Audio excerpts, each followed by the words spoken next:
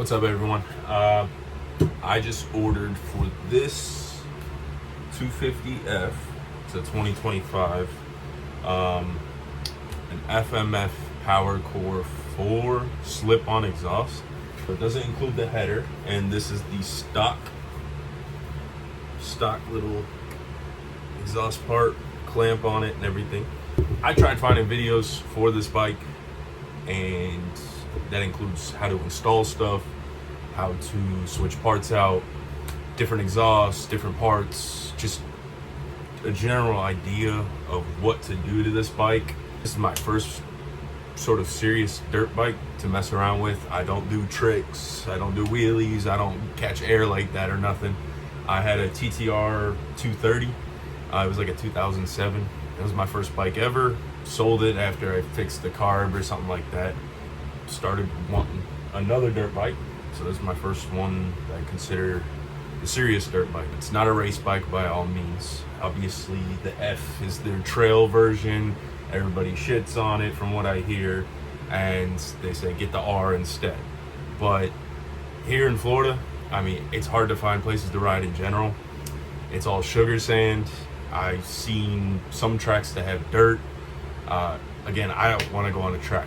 I just like my trails. We have property out in Kissimmee, and that's where we usually ride four-wheelers and stuff. And I just took it last weekend. It did pretty well, except for the super dry sugar sand area. It was spinning, sinking, everything. I also was kind of scared, still trying to learn how to ride the bike, so I'm not flooring it through the sugar sand and everything. Anyways, we're gonna do the exhaust installation. Again, I couldn't find videos on how to install or just different exhaust sounds on which one I wanted to pick. There's only a few forums and Reddits, so I kind of just figured out on my own. It's already installed, but I figured I'd make a video and start making videos that I don't find online for other people to follow in case they pick up a bike like this and want to get into working on bikes. Because same thing for me. It's my first serious bike. I had the TTR, kind of learned how to do everything by taking it apart and watching a few videos. So hopefully this helps, and I'll show you the step-by-step on how to do it pretty quick. As I showed you earlier, I kind of already did it on the weekend, so it's on now. I'm just going to disassemble the few bolts that are holding it, which includes this little 8mm. There's a 12 here, and also on the back there's a nut. So I went with a wrench and a socket to get this one out.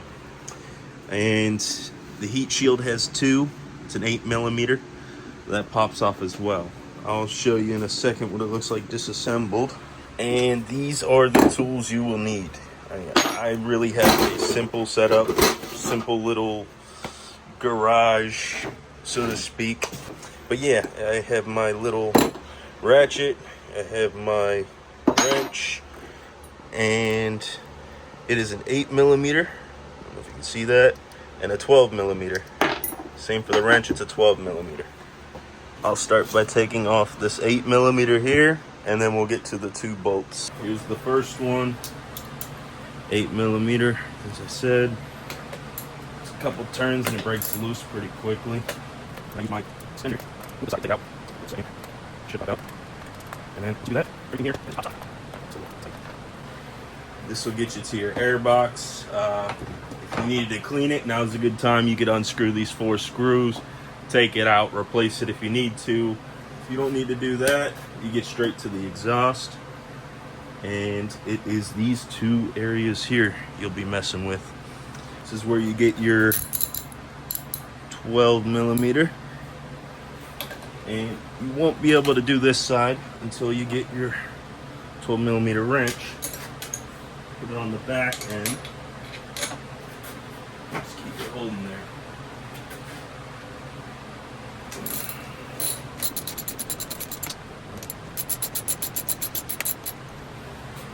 Just like that, you get your nut out in the back. This comes loose. And just again, imagine this is the stock exhaust. It's the same exact setup. Except one little thing here I'll show you in a second. The first one's off, that's loose. Go to the second one. But here, same thing, the 12mm. Go ahead and pop it off. Should come loose in a second.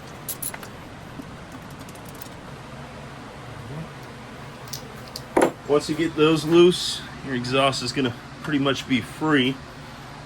This is where I'll take this off so I can gain access to, if this was the existing stock exhaust connected here, there's a little clamp you would loosen. I'll show you that as well. But to get to that, you need to get these two off. Again, 8mm.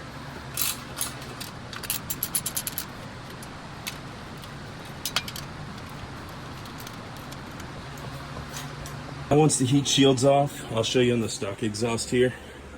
If this were on currently, because this doesn't have it, there would be a clamp which would be connected here holding it together. So you're gonna unbolt that clamp. Again, it's another 12mm, same as these two that we took off, this and this. So once you get that off, the exhaust is basically all free. And I like to give it a little shimmy. And just keep slipping off. Give a few tugs, a few up and downs, and it pops right off. So that's where you would put this back on, since this is the aftermarket. Take the stock off. As such, you would slide this through here to where these two connect. And I read online that you really don't need anything to clamp it back on. They were saying something about silicone, or you can make a gasket. Hang on, this is not going on. Just gotta put it at a right angle and then you start wiggling it.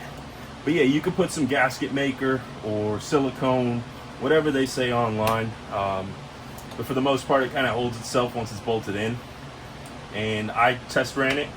I put a little bit of gasket maker and I haven't seen any leaks or anything. But once you get it on and slip it as such, you now have to put these two bolts on, as well as the heat shield. So 8mm, 12, 12. And I'll show you what came with this kit that will make it fit better up here. So the stock exhaust had these two. The kit came with this little spacer, washer, and longer screw for this back portion here. So how I did it was, I put the spacer here, and I put the screw here. I'll show you a little bit better once I get it on, but that's going to be the setup. So this goes through here like that, and then you put your nut on the other side. Drop the damn washer again. Before we get to that, I'll do the easy one, which is this over here. It goes in that middle bolt between the exhaust shield and the spacer we were just talking about. This one's a little weird sometimes. You gotta get a little bit of tilt and stuff until it slips right in perfectly. I'll just kind of hand tighten it, keep it in place. Won't bolt it in completely till I get everything else on, but that's the general idea of where it's supposed to be. And heat shield to go back on here with the two 8mm. Goes on as such. My arm's in the way. Yep.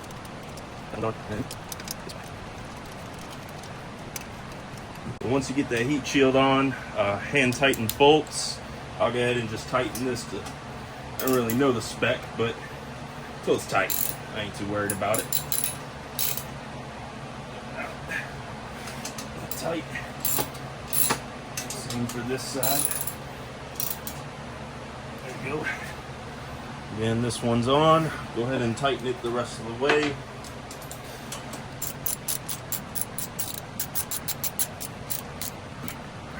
That one's on now. We'll go to the last one. I'll show you that spacer situation. So again, put in this with the washer, spacer in between, and your nut will go over on this side. That's where you go ahead and tighten everything. Put the 12mm wrench there, ratchet over on this side, tighten accordingly. The last step here, putting back the side fender, side fender on with your 8mm. I don't know, you want to call this a bolt or what? Just call it fastener, because it's fast goes on. I don't know. I don't know names of things sometimes, so I'll just make up my own names or say the complete opposite of what it is.